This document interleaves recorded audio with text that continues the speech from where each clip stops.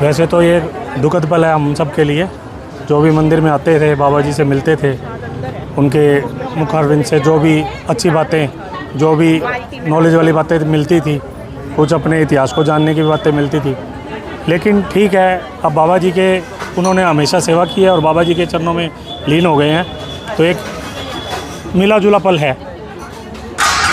और क्या कुछ अब किस तरह से मोक्ष मार्ग चलेगा, किस तरह से श्रद्धालु दर्शन कर पाएंगे? अब जो है बाबा जी के अंतिम दर्शन होने के बाद, अब बाबा जी की समाधि में अभी विराजमान हो गए हैं बाबा जी। उसके बाद अब यहाँ पे समाधि स्थल पूरा एक प्रॉपर ढंग से, जो पहले समाधियाँ बनती है उस हिसाब से तैयार किया जाएगा। और बाबा जी की एक मूर्ति भी, मतलब बाबा जी का जो स्वरूप है सेम वैसे ही एक मूर्ति यहाँ पे लगाई जाएगी। और जो श्रद्धालु आम रूटीन में आते हैं दर्शन करने मंदिर में, वो भी दर्शन कर पाएंगे। तो बाबा जी किस तरह से श्रद्धालुओं की सेवा करते थे, उसके बारे में कुछ बताइए ताकि लोग जान पाएँ। बाबा जी का मेन सबसे काम ये था कि उन्होंने अपने जीवन सारा जो है मंदिर के प्रति समर्पित कर रखा था। सबसे पहले 3 बजे उठना, आज के टाइम में सर्दियों में भी कोई 3 बजे नहीं उठता है। 3 बजे उठ के बाबा जी नहाकर स्नान कर कर भगवान की पूजा पाठ कर कर और सब कार्य जो भी मंदिर के होते हैं जो डेली रूटीन के, वो सारे करके वो अपना आराम से रहते थे।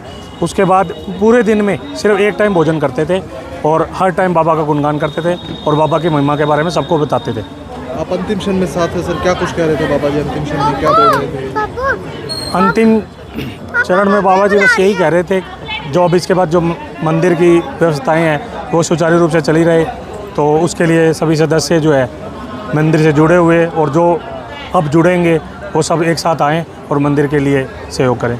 तो बाबा जी जिस तरह से बाबा रामदेव जी के इस मंदिर का भव्य विस्तार चाहते थे, मैं मान के चलूँ कि आप उनकी इच्छाओं को पूरा करेंगे या तमाम श्रद्धालु? जी, ये हमने बिल्कुल तय किया हुआ था कि मंदिर में आगे विकास कार्य जो है आगे चलते रहेंगे और सुविधाएं और जितने भी प्रोग्राम हैं वो सुचारू रूप से चलते रहेंगे। आपका पूरा नाम और परिचय बता दीजिए। जी, मेरा नाम आशु गोयल शेरपुरा वाला है।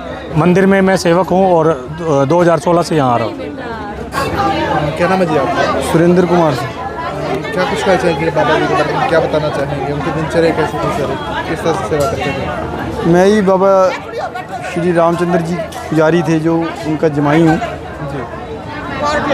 उनका नेचर थोड़ा मैं कहूँ तो वो अड़ियल था, भी जो बात ठान लेते थे वो उसके ऊपर अड़े रहते थे कि वो मैंने करनी ही करनी है।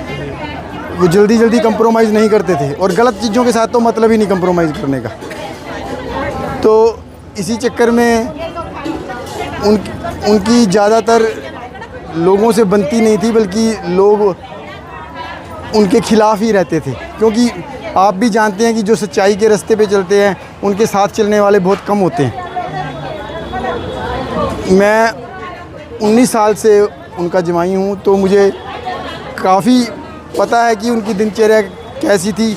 वो पहले पूरे दिन में एक ही बार खाना खाते थे और बाकी टाइम सिर्फ 2 समय दूध पीते थे और इसके अलावा या थोड़ा बहुत फल फ्रूट खा लिया, इसके अलावा कुछ नहीं खाते थे। लेकिन पिछले 6 महीने से वो काफ़ी उनकी स्वास्थ्य था जो वो ख़राब चल रहा था, बीमार चल रहे थे, उनका इलाज चल रहा था। काफ़ी जगह हमने कोशिश की, जो कि एक इंसान के हाथ में जितना होता है वो करता है अपने उस शख्स के लिए जिसे कि वो प्यार करता है, जिसकी वो इज्जत करता है।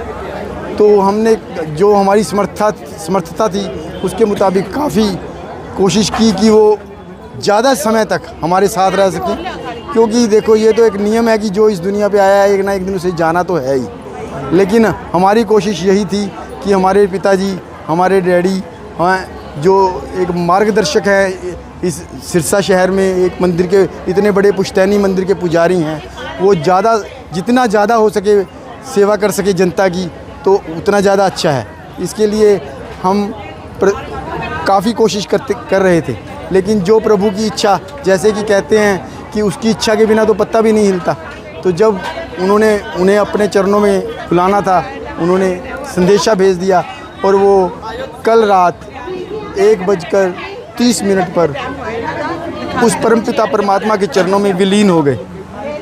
अंतिम क्षणों की बात करें तो अंतिम क्षणों में किस तरह की इच्छा बता रहे थे सर, क्या कुछ कह रहे थे वो कुछ बात करना चाहते थे अपनी पुत्रियों से, अपने पुत्रों से, अपनी गृहिणी से, ताकि उन्हें कुछ बता पाएँ। लेकिन क्योंकि वो वेंटिलेटर पे थे और पाइपें वगैरह ज़्यादा लगी हुई थी, उनके शरीर में वीकनेस बहुत ज़्यादा थी, इस वजह से वो बात कर नहीं पा रहे थे। कोशिश कर रहे थे लेकिन उनके मुंह से अल्फाज नहीं निकल रहे थे।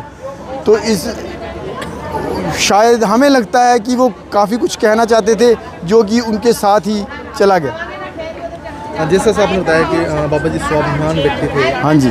तो आज जब अंतिम क्षण था, आपने बताया कि उनके लोगों से बनती भी नहीं थी, लेकिन फिर भी लोग पहुँचे, आंखें नम थी, प्यार फिर भी लोगों का बरकरार रहा, चाहे कुछ भी कहें। हाँ जी, हाँ जी।